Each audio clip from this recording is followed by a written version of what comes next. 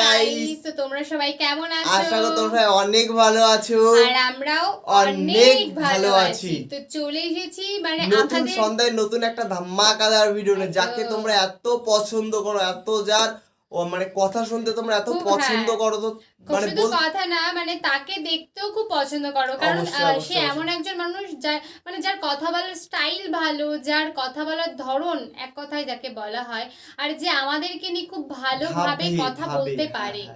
মানে তার একটা ভিডিও দেখতে তো আমি তো মানে যখনই সময় পাই, সত্যি বলতে যখনই সময় পাই আমরা দুজন কিন্তু তখন ওনার ভিডিওটি দেখি অবশ্যই। তো এখনো পর্যন্ত যারা যারা চ্যানেলটাকে সাবস্ক্রাইব করোনি, প্লিজ গাইস সাবস্ক্রাইব করে দাও গাইস, আর যারা সাবস্ক্রাইব করেছো তাদেরকে অসংখ্য ধন্যবাদ। মানে বলতে নেই, তাও বলি যে আমাদের বাংলাদেশে এত ভালো ভালো মানে মানে বক্তা আছে যাদের কথা জাস্ট মানুষ মানে কানে হা করে শুনে, যাকে একবারে বলে হা করে শুনে। তো সেরকম একজনের কথা নিয়ে চলে এসেছি যে তোমরা কি তোমরা পুরো মানে মনোযোগ দিয়ে শুনবে। টপে আছে, লেভেলে আছে, কিন্তু অবশ্যই আমাদের যুব সমাজের জন্য সে প্রচুর কিছু করে, শুধু বলে না কিন্তু করেও দেখায়, অবশ্যই। তো বলছে যখন দেখবেন জীবনে খুব একা একা লাগে, তোমরা সকলেই জানো জীবনে কখন একা একা লাগে। অনেক সিচুয়েশনে আমরা কিন্তু এরকম পড়েছি, অবশ্যই। আর অনেক মানে এমন মতভাব আমাদের মনে এসেছে যেটা মানে নেওয়াটা উচিত না, কিন্তু এনার কথা যদি তোমরা প্রথম থেকেই শোনো না, তবে তোমাদের মনে অন্যরকম মানে ফিলিংস আসবে যে একা ব্যাপারটা অন্যরকম হয়ে যাবে। তো চলো গাইস, বেশি কথা না বলে গাইস আজকের ভিডিওটি শুরু করা যাক।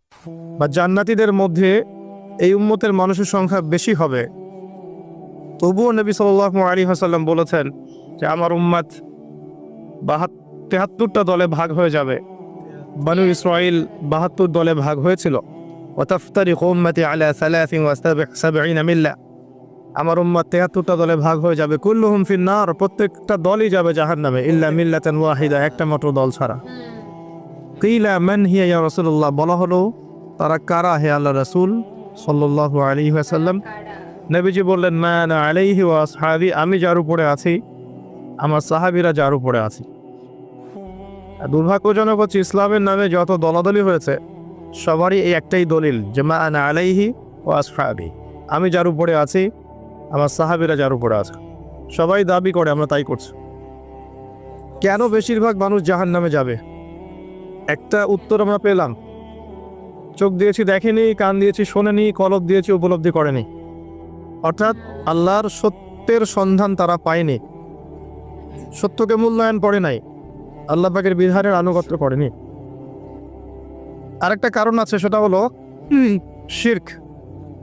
কারণ যে বেশিরভাগ মানুষ জাহান্নামে যাবে তাদের আমল নামায় একটা পাপ থাকবে, খুব কমন পাপ, সেটা হলো শিরকের পাপ। কিভাবে এটা বলতে পারি? এভাবে পারি যে আল্লাহ পাক সূরা নিসার মধ্যে বলেছেন ইন্নাল্লাহা লা ইয়াগফিরু আন ইউশরাকা বিহি ওয়া ইয়াগফিরু মা দুনা যালিকা লিমান ইয়াশা। আল্লাহ পাক বলছেন আমি শিরক ছাড়া অন্য যে কোনো গুনাহ যাকে ইচ্ছা ক্ষমা করে দেব।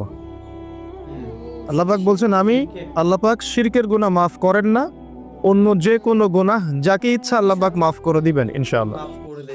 আল্লাহ পাক যখন ঘোষণা দিলেন যে শিরক ছাড়া অন্য গুনাহ আমি মাফ করে দেব ইনশাআল্লাহ, শুধু মানুষের সাথে জড়িত বিষয় বাদ দিয়ে। কারণ মানুষের সাথে জড়িত বিষয় আল্লাহ রাব্বুল আলামিনের কাছে ক্ষমা চেয়ে লাভ হচ্ছে না। যেটা মানুষের সাথে জড়িত বিষয় সেটা আল্লাহর কাছে ক্ষমা চেয়ে লাভ হচ্ছে না। ধরেন আপনি কারো গীবত করেছেন, নাউজুবিল্লাহ, কারো সম্পদ আত্মসাৎ করেছেন, কারো প্রতি জুলুম করেছেন, কাউকে গালি দিয়েছেন, চুরি ডাকাতি করেছেন, ছিনতাই করেছেন, অন্যের সম্পদ আত্মসাৎ করেছেন, কাউকে ধর্ষণ করেছেন, অর্থাৎ অন্য কারো সম্মানহানি করেছেন, জান মাল ইজ্জতের হানি করেছেন। এই বিষয়টার ক্ষমা আল্লাহর কাছে পাওয়া যাবে না। এই ক্ষমাটা ওই বান্দার কাছে নিতে হবে যে ভাই আমি আপনার গীবত করেছিলাম, আমাকে মাফ করে দেন। ভাই আমি আপনার সম্পদ চুরি করেছি, এই নেন, ফেরত নেন। ভাই আমি তোমার জমি আত্মসাৎ করেছি, এটা তোমার, তুমি নিয়ে নাও। ভাই আমি তোমার কাছে টাকা ধার নিয়েছিলাম, দেইনি, এই যে দিয়ে দিলাম, শোধ।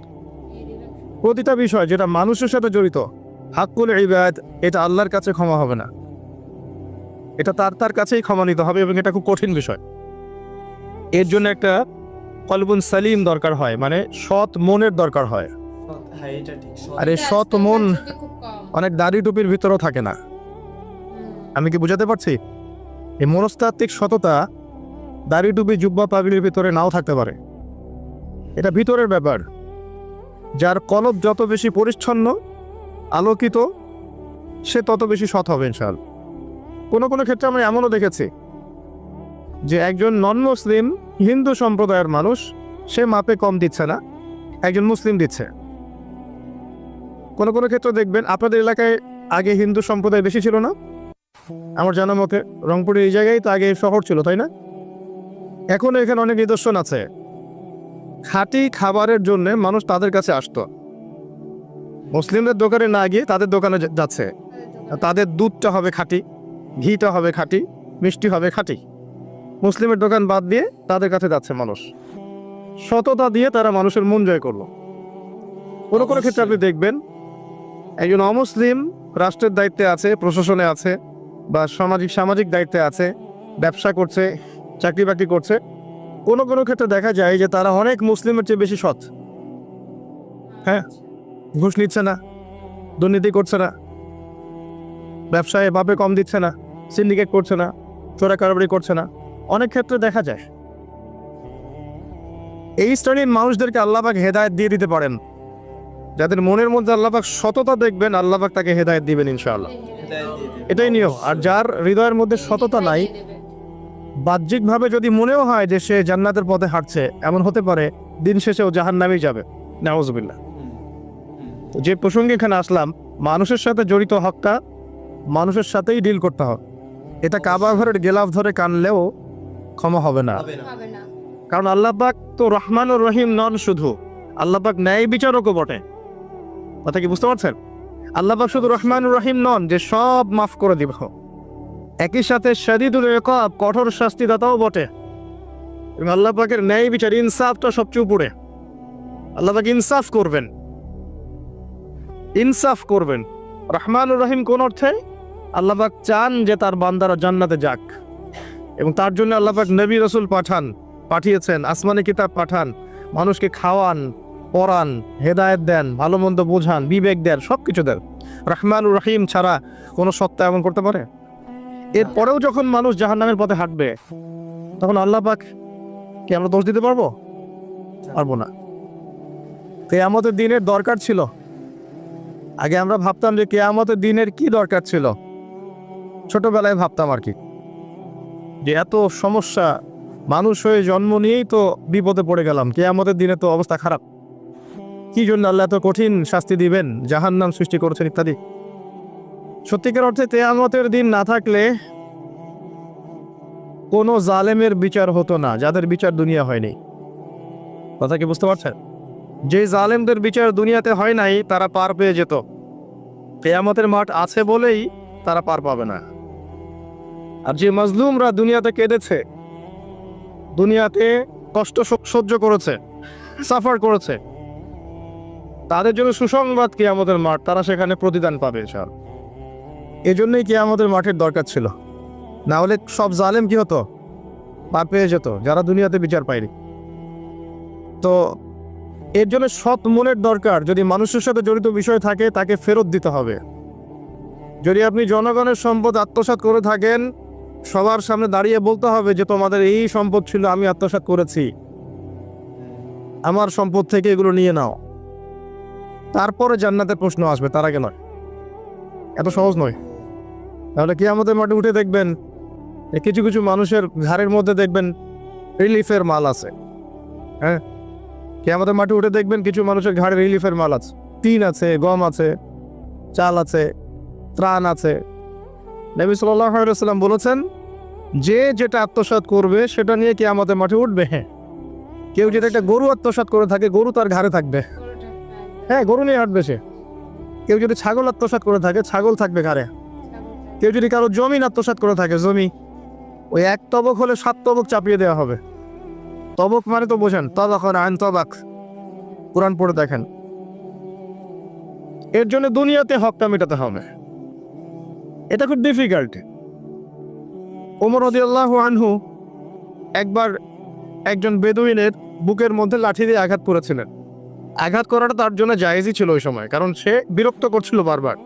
ওমর রাদিয়াল্লাহু আনহু রাষ্ট্রীয় বড় দায়িত্ব পালনে ব্যস্ত ছিলেন। এই সময় একজন বেদুইন এসে তার জামা ধরে টান দিচ্ছে, দিয়ে বলছে যে আমার কথা শোনেন, আমার কথা শোনেন। তিনি ব্যক্তিত্ব সম্পন্ন মানুষ ছিলেন, লাঠি দিয়ে একটু গুতা দিয়েছেন, দেখছো না আমি ব্যস্ত আছি। একটু পরেই তার চিন্তা হলো আমি কি জুলুম করে ফেললাম। একজন সাহাবীকে পাঠালেন তাকে ডেকে নিয়ে আসেন। সেই সাহাবী তাকে ডেকে নিয়ে আসলেন। এবার সেই ব্যক্তিকে দাঁড় করিয়ে ওমর রাদিয়াল্লাহু আনহু বলছেন, আমিরুল মুমিনিন, অর্ধ জাহানের খলিফা, অর্ধেক বিশ্বের খলিফা, ছোট্ট একটা কান্ট্রির না, পুরো অর্ধেক বিশ্বের খলিফা। তিনি বলছেন এই লাঠি নাও, হাদা সদরি ইন আরাত, এই যে আমার বুক, তুমি যদি চাও আমার বুকে ওইভাবেই গুতা দিয়ে প্রতিশোধ নিয়ে নাও। আমি কি বুঝাতে পারছি কথা কিছুটা? এই ব্যক্তি হতভম্ব হয়ে গেল যে সত্যি কি উনি আমাকে এই কথাটা বলছেন? তিনি আমিরুল মুমিনিন হয়ে এই কথা বলছেন যে আমার বুকের মধ্যে লাঠি দিয়ে আঘাত করে তুমি প্রতিশোধ নিয়ে নাও। ওমর রাদিয়াল্লাহু আনহু বলছেন, হ্যাঁ এটা করো, কিয়ামতের মাঠে আমাকে আল্লাহর ওয়াস্তে জবাবদিহি করায়ও না। তখন সেই ব্যক্তি বলছে, আমিরুল মুমিনিন, আমার এটার কোনো প্রয়োজন নেই, আমি আপনাকে মাফ করে দিলাম। ওমর ইবনে খাত্তাব তিনি বলছেন যে আল্লাহ তোমাকে মাফ করে দিন। সুবহান। এই ছিল ইনসাফ। যদি মানুষের সাথে জড়িত কোনো হক থেকে থাকে তাহলে এই দুনিয়াতেই পরিশোধ করতে হবে। কারো টাকা নিয়ে থাকলে টাকা ফেরত দিয়ে দিবেন, কারো যদি তো বন্ধুরা, এই আবু দাওয়ার ভিডিওটি তোমাদের কেমন লাগলো অবশ্যই তোমরা কমেন্টে জানাও। কেন আবু দাওয়ার কথাগুলো সত্যি মানে শুনলে একটা শরীরের ভিতরে একটা অন্যরকম একটা ফিলিংস কাজ করে সত্যি। আর তোমাদেরকে আমার মানে বারবার করে একই কথা বলা, যদি কখনো কারোর সঙ্গে খুব মিসবিহেভ করো, আমার মনে হয় মানে তার কাছে ক্ষমা চাওয়াটা সবার থেকে বড় তোমার কাজ থাকবে, তার কাছে ক্ষমা চাও, কারণ নাহলে কিন্তু আল্লাহ তোমাকে ক্ষমা করবে না, আর পরে যখন তুমি আল্লাহর কাছে চলে যাবে তখন তো আরোই ক্ষমা করবে না। তাই তোমাদেরকে মানে তার জন্য তুমি বেঁচে থাকতে যদি তুমি তার সাথে যদি কোনো মিসবিহেভ করে থাকো তো অবশ্যই তার কাছে যদি তুমি ক্ষমা চাও তো দেখবে সে যদি ক্ষমা করে তো আল্লাহও তোমাকে ক্ষমা করে দেবে। অবশ্যই এই গিলটি ফিল হওয়াটা সবথেকে বড় একটা ম্যাটার করে একটা মানুষের মধ্যে। তো তোমাদেরকে একটা কথাই বলা যে সৎ কাজ করো, সঠিক পথে চলো, সবসময় ভালো ভালো কাজ করো, ভালো নেক কাজ করো, তাহলে দেখবা যে তুমি জান্নাতে অবশ্যই যাবে। জান্নাতে যেতে কেউ আটকাতে পারবে না, মানে আল্লাহ তোমাকে জান্নাতে নিয়ে যাবে একদম। তো গাইস একটা কথা বলবো, ভিডিওটি কেমন লাগলো অবশ্যই তোমরা কমেন্টে জানাও। যদি ভালো লাগে তো প্লিজ গাইস আমাদের চ্যানেলটাকে সাবস্ক্রাইব করে নিও। তো চলো গাইস, নতুন কোনো ধামাকাদার ভিডিওতে তোমাদের সাথে আবার দেখা হবে। আজকের মতন এখানেই, টাটা।